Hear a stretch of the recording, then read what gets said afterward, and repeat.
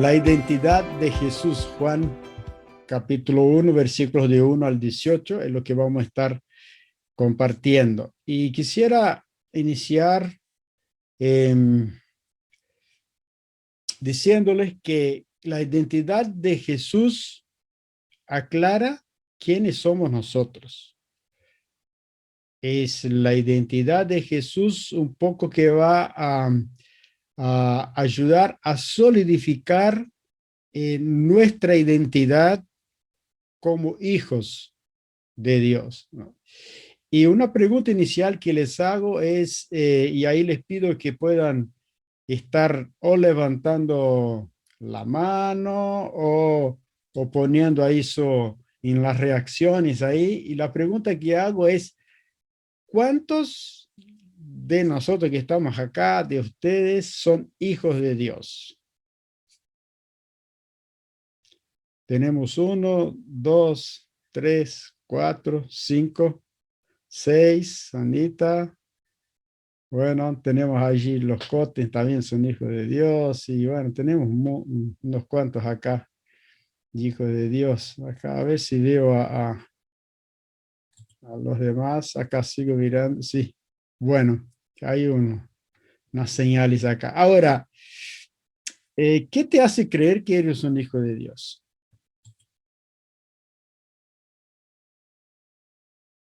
Eso para pensar. Y luego vamos a leer el pasaje y después vayan pensando en esa pregunta. ¿Qué te hace creer que eres un hijo de Dios?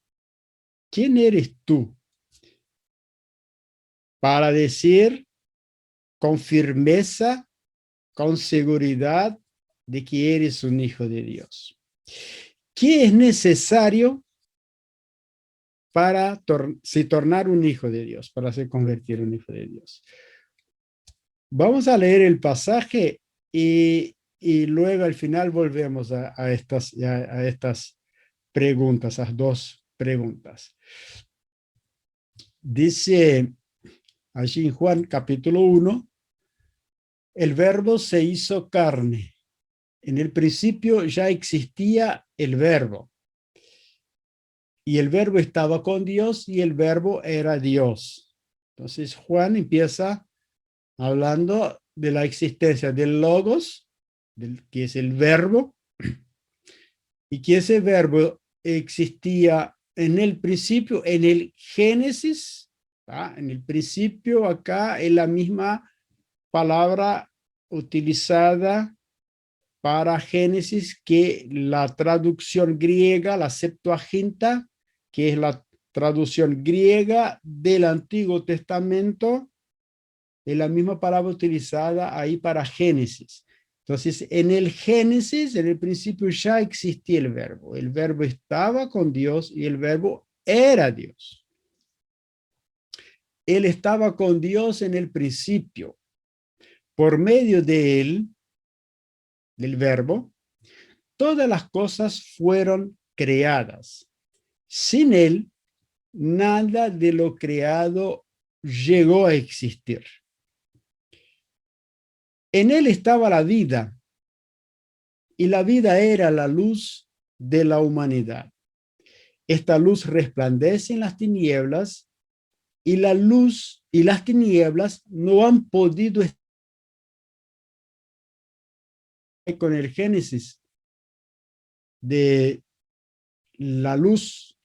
Cuando Génesis dice en el principio, Dios creó todas las cosas y la tierra era vacía, sin forma.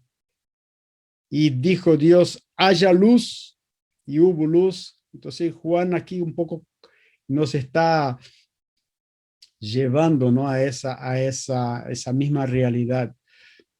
Vino un hombre llamado Juan, quien lo envió como testigo para dar testimonio de la luz, a fin de que por medio de él todos creyeran. Juan no era la luz, sino que vino para dar testimonio de la luz. Esa luz verdadera, la que alumbra a todo ser humano, venía a este mundo. Aquella luz en el Génesis, cuando todo estaba oscuro, todo era tinieblas, y que dijo, haya luz, y vino luz, vino a este mundo. El que era la luz ya estaba en el mundo y el mundo fue creado por medio de él, pero el mundo no lo reconoció. Vino a lo que era suyo, pero los suyos no lo recibieron. Mas a cuantos lo recibieron, a los que creen en su nombre, les dio el derecho de ser hijos de Dios. Les dio el derecho, acá en alguna versión, quizás en la tuya va a decir, les dio la potestad, les dio el poder, les dio el privilegio. Algunas versiones lo van a decir así. En ese caso me gusta más la Reina Valera 60 cuando dice, les dio potestad, les dio poder, porque está vinculado con la palabra griega exousia, que significa autoridad. Entonces, los que lo recibieron, a los que creen en su nombre, les dio autoridad, les dio exousia, les dio derecho, muchísimo más que privilegio de ser hijos de Dios. Estos no nacen de la sangre, ni por deseos naturales, ni por voluntad humana, sino que nacen de Dios. Y el Verbo se hizo hombre y habitó entre nosotros. Y hemos contemplado su gloria, la gloria que corresponde al Hijo unigénito del Padre, lleno de gracia y de verdad. Y aquí está mencionando parece un poco contradictorio acá cuando Juan va a decir que los que nacen de Dios, los que son hijos de Dios nacen de Dios, nacen de Dios. Y aquí va a decir que el único nacido es el Verbo. Unigénito en el latín son dos palabras que va a significar único engendrado, único generado, sería la palabra unogenitus, unos genitus en latín. Ahora, en griego, esa palabra es monogené, que es mono único, digenos, que es nacido. Pero genos, la idea de genos o genes, que es nacido, pero tipo de la misma esencia, es un único de una misma clase. Sería, el Verbo sería el único de la clase de Dios, del Padre. Y acaba de decir que los que son hijos nacen de Dios. Y la palabra acá es lo mismo, la misma que esa genos, la raíz, ¿no?, de la palabra.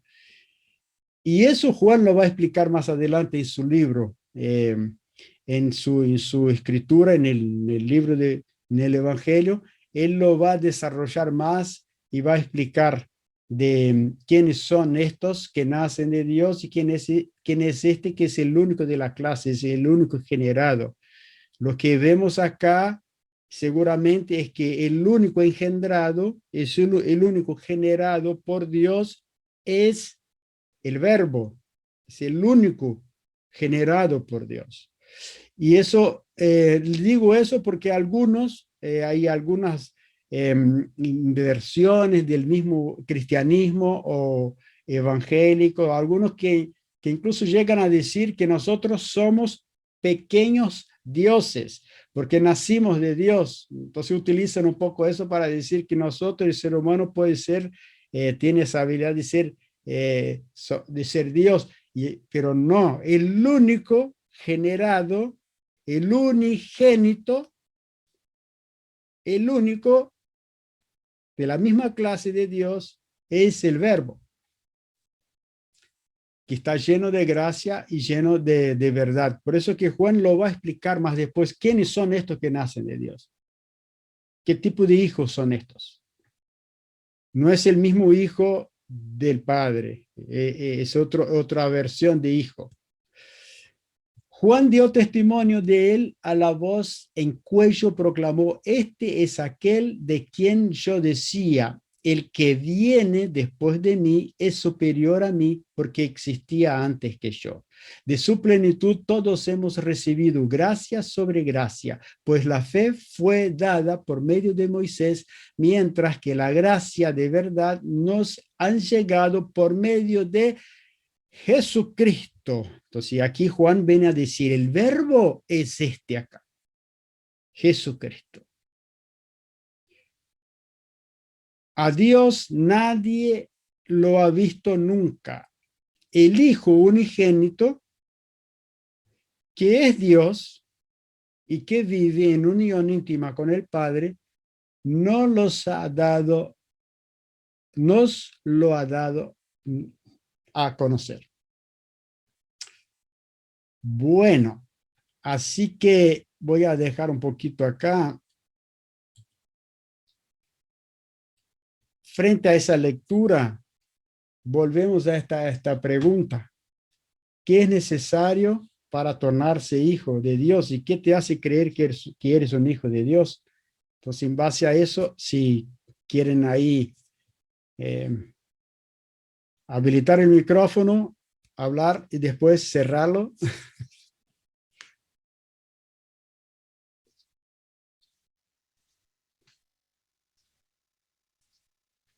Escuchamos. Soy hijo de Dios porque creo en su nombre.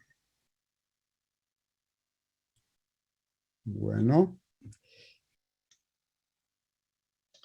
Y yo cuando dudo recuerdo la forma que él me trajo a su rebaño, y lo impactante que fue para mí darme cuenta de que era hijo de Dios, y se me van las dudas.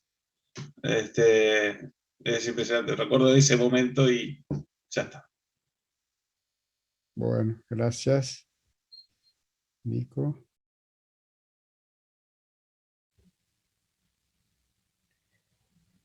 El texto plantea como un contraste, ¿no? Él vino a su pueblo y sucedieron dos cosas.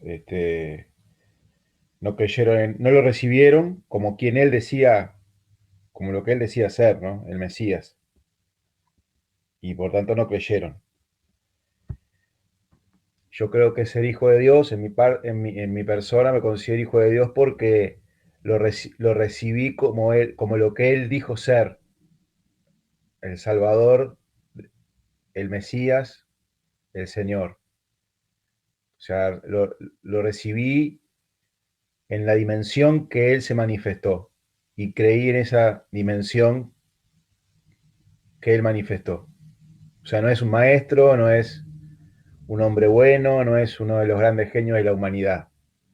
Es el Hijo de Dios manifestado en carne, es el Mesías, es el Salvador del mundo. Al creer en Él de esa forma, creo que ahí Dios me adopta como hijo.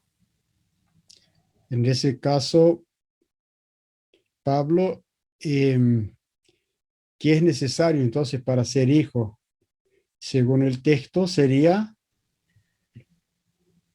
Para mí es recibirlo en el sentido de creer en Él, en el sentido de... Lo que pasa es que nosotros utilizamos la palabra recibir a Jesús muy, muy común, ¿no? En el ámbito evangélico. Y está bien. Lo que pasa es que es un término muy amplio. En realidad, cuando recibo a Jesús en mi corazón, estoy diciendo que acepto todo lo que Él es, todo lo que Él y todo lo que Él hizo por mí. Y cuando acepto todo lo que Él es y todo lo que Él hizo, deposito mi confianza y mi fe en Él, ahí se da el milagro de la salvación. Para mí es recibir a Jesús y creer, y creer en lo que Él es y en lo que Él hizo por mí. Bárbaro. Y está muy vinculado a eso, porque el texto... Sí. Perdón, vinculado a lo que dijo Pablo, ¿no? De que esa expresión de recibir a Jesús, me acordé de una anécdota, permiso, cuando Débora era chiquita. Ella estaba, me acuerdo que estaba afuera y decía, Jesús, Jesús, y gritaba, no era chiquitita. Entonces yo le dije, Débora, no necesitas gritar, Jesús está en tu corazón. Y ella empezó, Jesús, Jesús. Entonces a veces esa comprensión de que Jesús está en el corazón, ¿no? Es mucho más allá de lo físico, ¿no? Allá o acá, ¿no? Jesús, Jesús. Bueno, gracias por esos lindos recuerdos.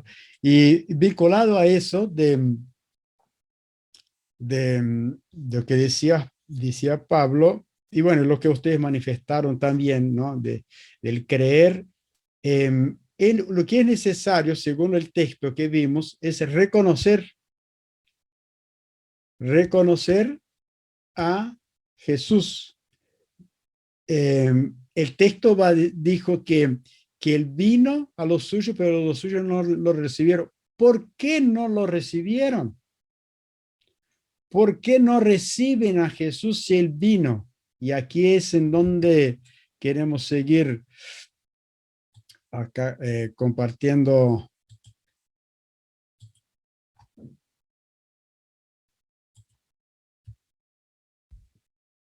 ¿Por qué no lo recibieron acá? El que era la luz ya estaba en el mundo y el mundo fue creado por medio de él, pero el mundo no lo reconoció. Vino a los suyos, pero los suyos no lo recibieron. No lo reciben porque no lo reconocen. El mundo no lo reconoció. Y no lo reconocieron porque ellos tenían una idea diferente de quién era él. Un poco eso es lo que mencionaba Pablo ahí, Pablo Cora, ¿no? Ahora, el Jesús que ellos esperaban no correspondía a la idea que ellos tenían de ese Mesías, de ese Dios o ese Salvador, ¿no?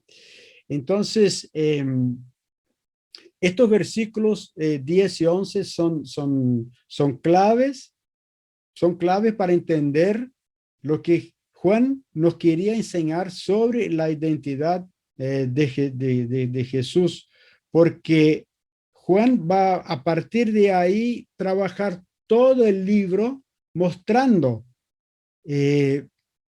quién era ese Jesús, para que ellos pudieran saber a quién, cómo era y verdaderamente quién era. Entonces, el prólogo, los primeros 18 versículos, vienen a ser un resumen, una introducción a todo lo que Juan va a desarrollar después, porque él va a hablar de vida, habla de luz, habla de mundo, y ahí para manifestar lo que es la identidad de Jesús. Entonces Juan va a mostrar a esa gente de que este que vino en realidad era el Hijo de Dios, pero ellos no lo reconocieron. Ellos esperaban otro tipo de Cristo, esperaban otro tipo de Mesías, esperaban otro tipo de ungido.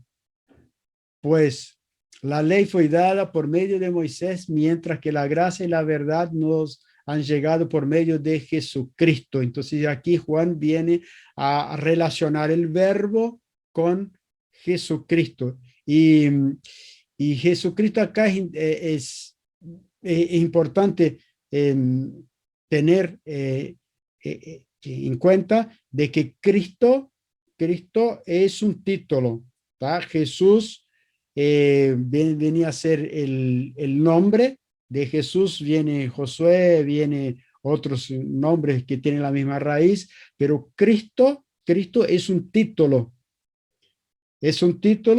que la palabra hebrea en hebreo expresa Mesías.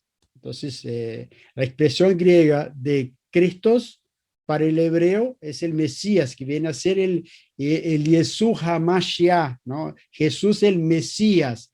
Mesías es el Cristo. Cristo viene a ser entonces el título. Entonces, lo correcto sería Jesús, poner una coma ahí, el Cristo. Por medio de Jesús, el Cristo, el Mesías, el ungido. Y ellos esperaban otro tipo de Mesías, otro tipo de ungido. Entonces, en la mente de ellos no podían reconocer a este que estaba ahí porque tenían otro modelo, otra idea de quién era, cómo debería ser y cómo debería ser Cristo para ellos, el Mesías para ellos.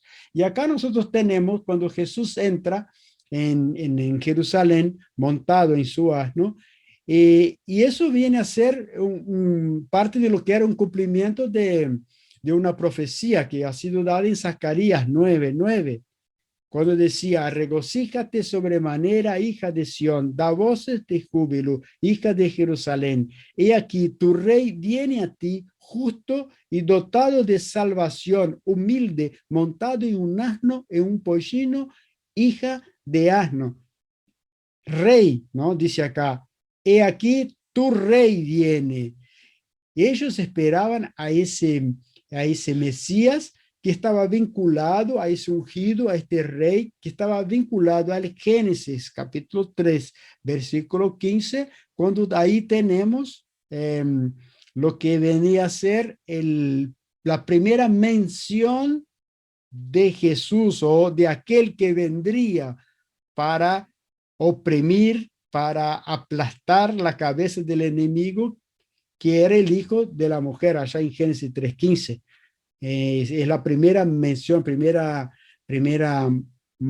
conocido como protoevangelio, ¿no? Ya hablando de aquel que venía, el hijo de la mujer iba a aplastar la cabeza de la serpiente, y la serpiente le iba a herir el calcañar. Para ellos, en ese tiempo, la serpiente esa era el imperio romano, era el dominio romano. Entonces, ellos esperaban que ese Mesías, que era el cumplimiento de Zacarías y allá de Génesis 3:15, vendría para aplastar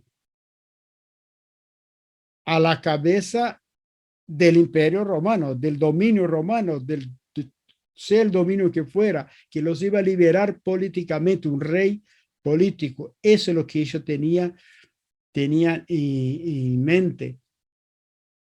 Y rey de los judíos era el título que fue dado a Jesús cuando Jesús es muerto, y de manera muy jocosa, una manera como para de escarnio, ¿no? Este es el rey de ustedes, miren dónde está el rey de ustedes. Y muchos se van, y muchos de los que están acá, que están ahí recibiendo a Jesús, por eso lo recibieron de esta manera, con esta impugnación. Muchos de estos después se fueron, dijeron, no era este. Jesús está caminando después de resucitado, hay 2 discípulos caminando en el camino de Emaús, y ahí viene Jesús resucitado, se acerca a ellos, y ellos dijeron, no, aquel que se habló tanto no era él. No era él, no era. Y entonces Juan viene a intentar mostrar, es decir, este Jesús, este Cristo es el ungido de Dios, es el Hijo de Dios, y Jesús, a través de las señales que les va a mostrar, y ahí Juan, allá en el final del capítulo, ¿no? En el capítulo 20, versículo 30 al 31, Juan va a decir así: Jesús hizo muchas otras señales ante los discípulos que están escritas en este libro. Estos, sin embargo, han sido registrados para que creas que Jesús es el Cristo. Voy a leer de vuelta. Estos, sin embargo, han sido registrados para que creas que Jesús es el Cristo, el Hijo de Dios, y para que creyendo tengas vida en su nombre. Todo eso nos lleva a pensar en dos lecciones, o dos aplicaciones o lecciones que yo separé acá para que podamos aplicar esto a nuestras vidas, ¿no? En primer lugar, la primera lección: ideas equivocadas de Dios impiden disfrutar del privilegio de filiación.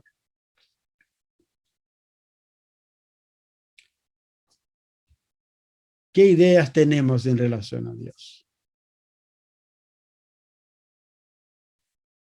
Estamos en una cultura, vivimos en una cultura que está muy influenciada por teorías humanistas o teorías secularizadas de que impide a que las personas puedan disfrutar de esta filiación, eso que va más allá de recibir a Jesús en tu corazón, es mucho más allá que esto.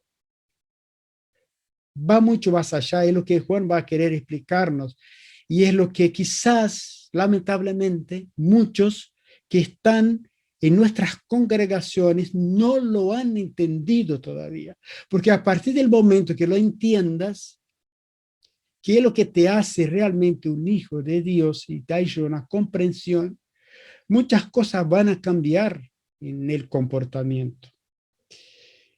Y ideas equivocadas sobre Dios van a impedir que nosotros disfrutemos de esto. Entonces, yo, pensando en ese tema de la cultura, me recordaba de una clase. Permiso, un minuto solo. Voy a tomar una agüita.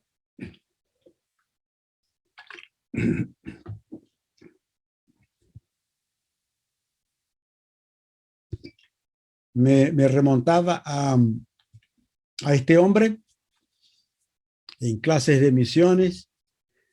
Franz Boas es un antropólogo estadounidense de origen judío alemán.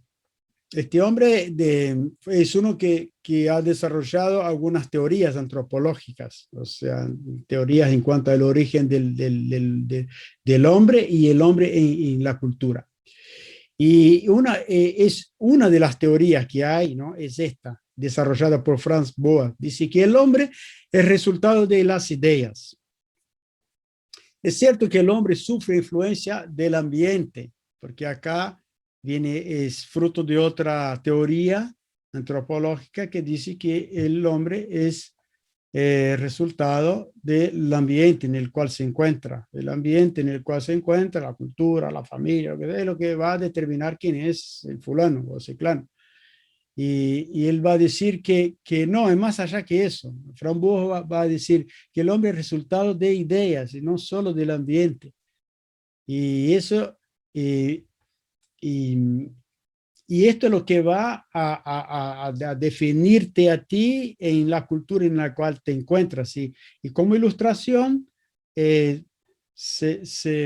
para entender mejor esto el hombre es el resultado de las ideas, acá me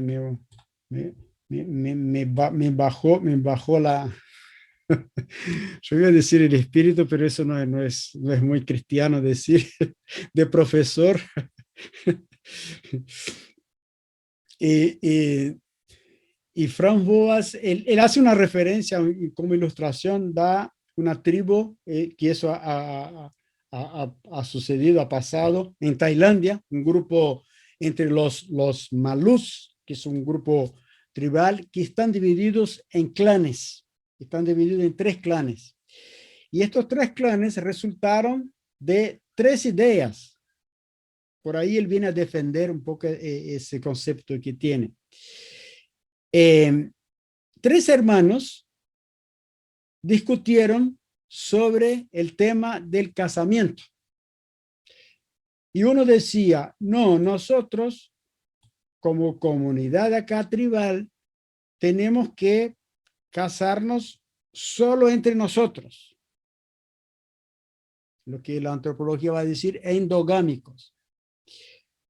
El otro dijo, no, yo creo que nosotros podemos abrirnos un poquito más a las otras tribus y permitir que nuestros hijos se casen de otras tribus, está bien. Entonces eso vendría a ser exogámico, afuera de lo que era el casamiento ahí adentro. Y un tercer hermano dijo, no, vamos a ampliar esto. Los que nos colonizaron del sur, está bien que que nuestros hijos se casen también con los de afuera. ¿Por qué solo entre nosotros? Como resultado, hubo 3 clanes. Entonces, un clan es eso, un clan es un grupo que tiene un mismo origen, de un mismo padre, un mismo patriarca. A partir de ese patriarca, pero se divide. Entonces él dice, las ideas dividieron los clanes. Entonces él va a decir, entonces lo que el hombre es el resultado de las ideas. Eso es un ejemplo para mostrar. Entonces uno endogámico, otro exogámico y otro, vamos arriba, está liberado todo, vamos a casarnos con el que sea, con el que venga. Y bueno, y ahí entonces se armó eso. Bueno, ¿por qué esto es importante tener en cuenta? Porque lamentablemente ideas equivocadas de Dios alejan las personas de ese privilegio de tener a Cristo y reconocerlo y recibirlo, ¿no? como Salvador y como hijo de Dios. Una segunda enseñanza que podemos tener de todo ese tema, ¿no? Ese asunto que Juan nos trae en su prólogo, es que Jesús es el Verbo encarnado que conecta a Dios al mundo de las relaciones. O sea, ustedes tienen una idea de quién es Dios, de quién es este Mesías que vino. Pero Juan va a decir, Jesús es el que se encarnó, es ese mismo Dios, es ese unigénito de Dios, es el Mesías que ha venido para estar conectado con el ser humano. Entonces, es como que le quita a Dios del mundo de las ideas y lo pone en las relaciones. Eso es lo que viene a hacer Jesús. Él viene a quitar eso. Y qué importante es esto, porque si nos quedamos en el mundo de las ideas, en las complicaciones y complejidad de las ideas, vamos a perder muchísimo del contacto del humano y de la sencillez del evangelio. Saben que eso es muy común en estudiantes de teología. Yo lo puedo decir porque he sido y soy todavía un estudiante de teología y que es bueno, es importante, pero a veces he conocido y tengo compañeros que fueron de mi época que hoy no están en iglesias, no están conectados con la comunidad, con el mundo real, porque sus ideas sobre Dios, sus conceptos alejan y no logran entender de que Jesús él vino justamente para quitar eso del campo de las ideas, ¿no? Eso, la filosofía mismo, ya tenemos Platón ahí, tenemos muchos ahí que con estos bastan, ¿no? Que estar en el campo de las ideas, y a veces traemos eso para la relación con Dios y no es bueno, entonces no ayuda, eso separa, eso impide de que la persona se acerque a Dios. En ese sentido, le damos gracias a Dios y es motivo de oración por el ministerio que que hay, que está con entre los jóvenes, entre los estudiantes, que tiene CBU, que justamente pienso que quizás en algún momento Jorge nos pueda hablar un poquito más, tener un culto, tener un tiempo para hablar sobre eso y escuchar más de sus experiencias, pero pienso que está muy vinculado a eso, la dificultad que tienen muchos jóvenes, chicos, estudiantes, de entender, de sacar Dios, quitar Dios de las ideas e ir para el mundo real, y ir para las relaciones, entender que Jesús es Dios encarnado, y Jesús es luz, Jesús es vida, Jesús es camino, Jesús es verdad, Jesús es puerta, Jesús es todo eso lo que Juan viene a describirnos después. Así que es algo importante tener en cuenta. Jesús es el Verbo encarnado que conecta a Dios al mundo de las relaciones. Y hemos conocido personas así que tienen tremenda dificultad de entregar sus vidas a Cristo porque no logran entender, no logran captar esa idea de Jesús como alguien que es sencillo, como alguien que camina, como alguien que habla, como un ser humano, alguien que siente dolor, alguien que siente cansancio, alguien que siente dolor, por eso puede entender tu dolor, y muchas otras cosas, ¿no? Para ir finalizando,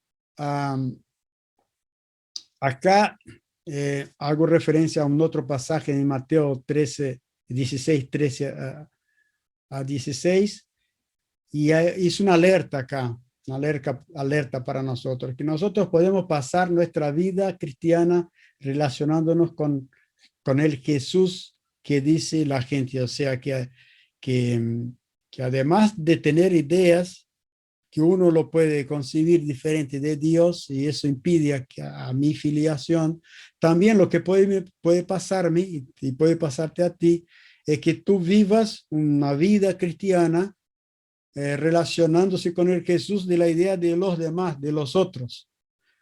Con el Jesús que dice la iglesia, el Jesús que dice el cristianismo, el Jesús que dice el Padre, el Jesús que dice la tradición, el Jesús que dice el pastor, el Jesús que dice el líder, el Jesús que dice, pero no el Jesús, hijo de Dios, y que yo lo reconozco como hijo de Dios, y por eso tengo esa relación. Cuando Jesús llegó a la región de Cesarea de Filipos, Jesús preguntó a sus discípulos: ¿quién dice la gente que es el Hijo del Hombre? Le respondieron: unos dicen que es Juan el Bautista, otros que Elías, y otros Jeremías, y uno de los profetas. ¿Y ustedes? ¿Quién dicen que soy yo? Ahí Pedro, inspirado por el Espíritu Santo, dice: tú eres el Cristo. Nuevamente acá, tú eres el Cristo, el Hijo del Dios viviente, afirmó Simón Pedro. ¿Tú qué dices, no? ¿Quién dice que es Jesús para ti, no? ¿Quién es Jesús para ti?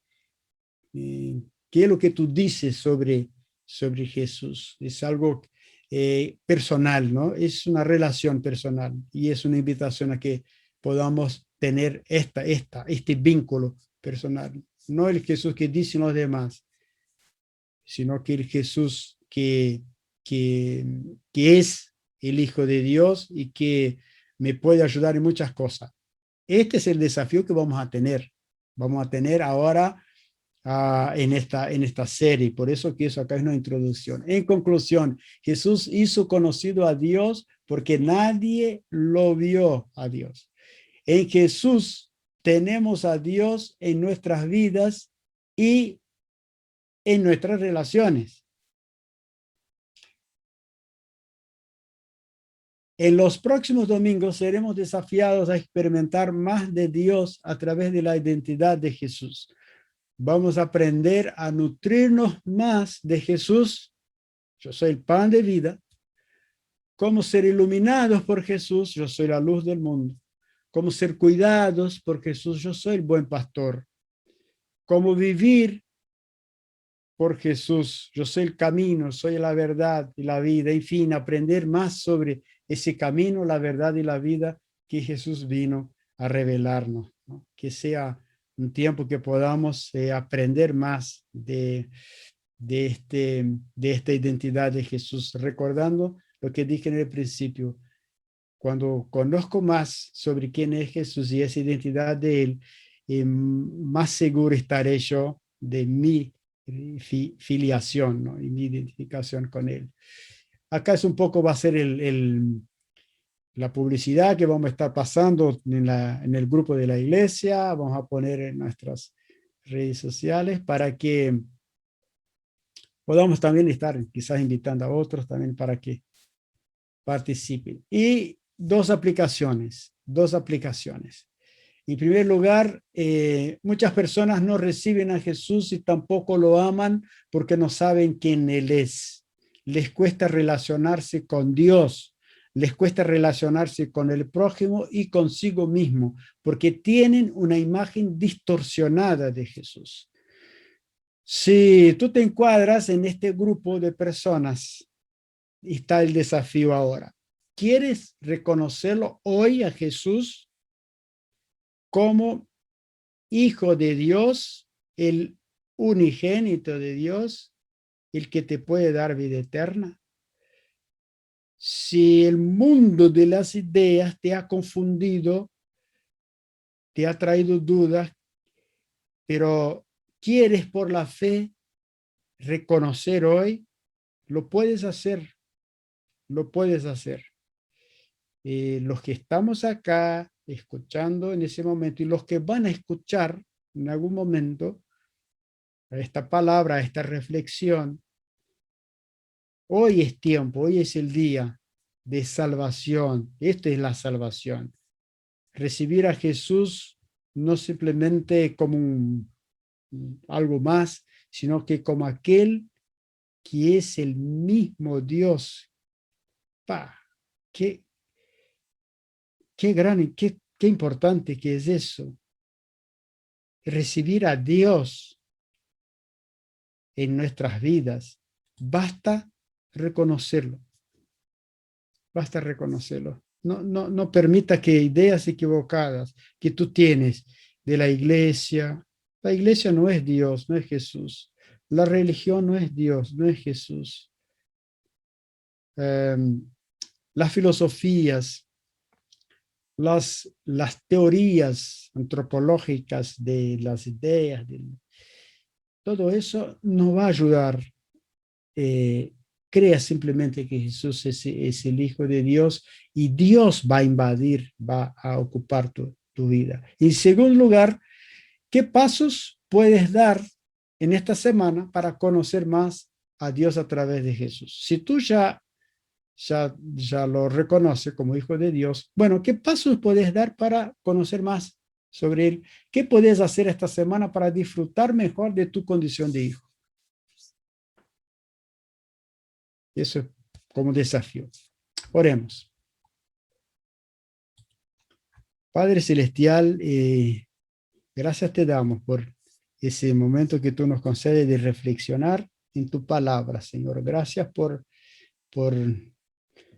esa forma como tú te has acercado a nosotros, reconociendo nuestra limitación, limitándote, Señor, viniendo a nuestra limitación para que podamos entender y aún así, oh Dios, aún no reconociéndote, aún teniendo ideas equivocadas, tú sigues, oh Padre, tú sigues intentando revelarte a nosotros. Oh Padre, abre las mentes, abre nuestros corazones de esa verdad.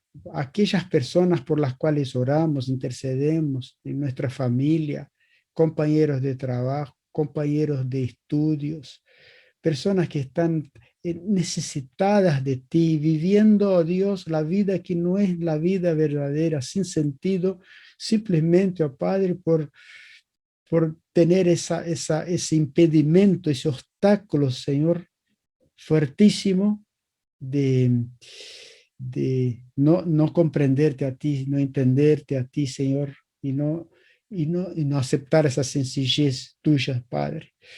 Que sea día de salvación, oh Dios, y también que nosotros podamos crecer más en ese conocimiento de Cristo Jesús. Gracias te damos, oh Padre, te pedimos.